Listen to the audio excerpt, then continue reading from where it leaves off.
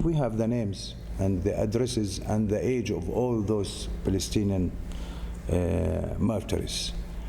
And now it comes to Biden, he have no confidence on anything, even on himself, because one time he said that he saw the pictures, after 2 hours he didn't saw.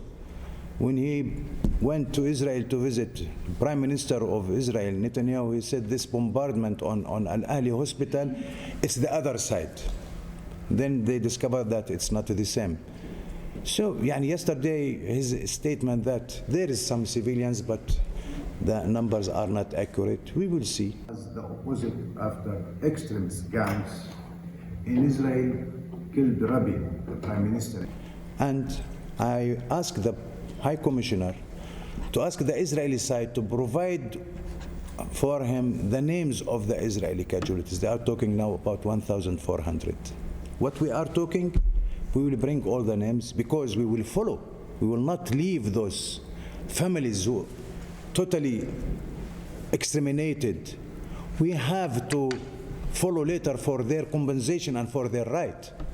Cole's policy with Israeli Prime Minister Benjamin.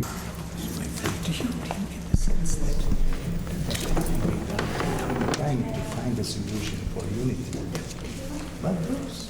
Yeah, I mean, Human Rights Watch has been working on the occupied Palestinian territory for more than 3 decades. We've done research during multiple rounds of escalations, and we've always found the Ministry of Health data to be generally reliable. And that's the reason why Human Rights Watch, the UN, even the US State Department has cited their figures in the past when we've done independent investigations that verify death tolls for particular strikes. Our numbers have always been generally consistent with what the Ministry of Health in Gaza has put out, with no major discrepancies. And I think it's worth noting that this creates a fog of war, a fog of misinformation, which can provide political cover for more large-scale atrocities to take place. The conversation should focus on how world leaders can stop further mass atrocities and not nitpicking whether a number that's generally proven to be accurate may be a little bit off. I think it shows how misplaced the international discourse is in many quarters right now. I have seen much footage over the past weeks that will be seared into my mind forever. But there is one sight that I keep on seeing when I try to sleep. In the video, one can see a terrible injured civilian, bloodied yet alive, laying on the ground as a Hamas savage screaming, Allahu Akbar, repeatedly pummels the man's neck with a garden hoe in order to decapitate him. The man on the ground is an agricultural worker from Thailand. He's not Israeli, he's not Jewish. He was merely alive trying to make a living for his family. But he was decapitated with a blunt gardening tool. Horrifying. Israel is not at war with human beings. We are at war with monsters. Here is the video.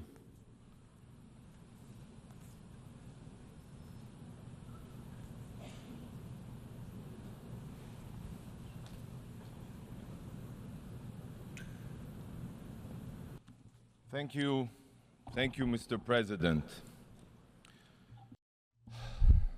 My mission distributed and will continue to distribute QR codes with a direct link to files where you can see this horror and many other Hamas atrocities. What you see here are not pictures from Auschwitz, but Israelis raped, butchered, and burned alive.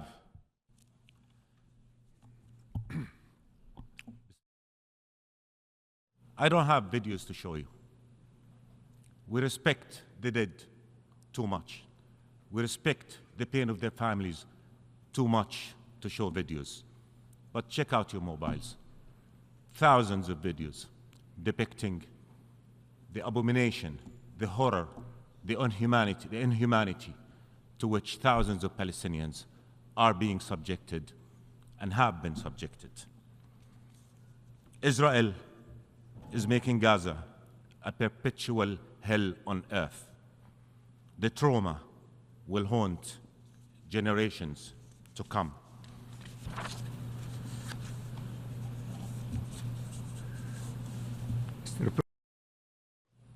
Let me address all those who have, in these past few days, explained why one should not call for a ceasefire.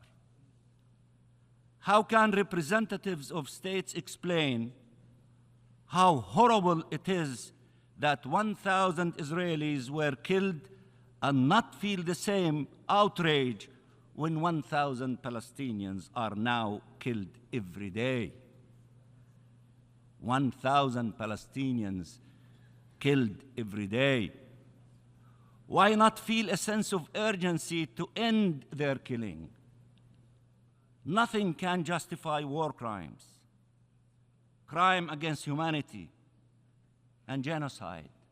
Nothing can justify the killing of a single Palestinian child. Nothing. Nothing at all. Why not feel a sense of urgency to end our killing? Nothing can, as I said, justify war crimes. You are setting us back 80 years by trying to justify what Israel is doing now. How naive one has to be, or how hypocritical to pretend they don't know Israel is voluntarily killing Palestinian civilians.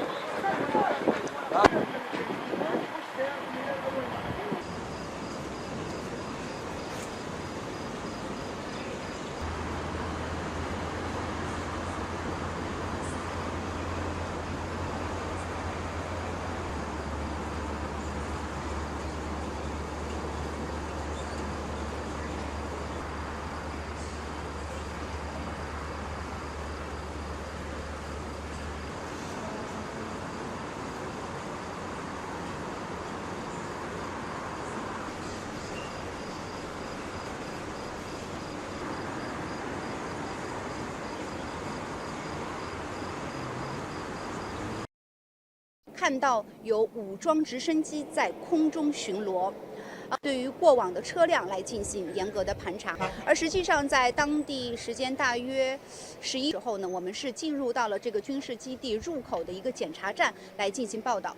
一路过来的时候，也拍到了相关的这个道路两边仍然是有非常多的一些坦克，还有装甲车，包括以色列的士兵，而且防御性能非常的好。除了它的前部之外呢，四周就是两侧也有非常好的一些防御的装甲。那么现在如果在顶部也加装了一个顶棚的话呢，据说呢是可以来防御无人机自上而下升起的地方。而实际上在这些浓烟之下，由于连日的这个空袭，加沙地带的这些建筑物呢本来就已经残破不堪。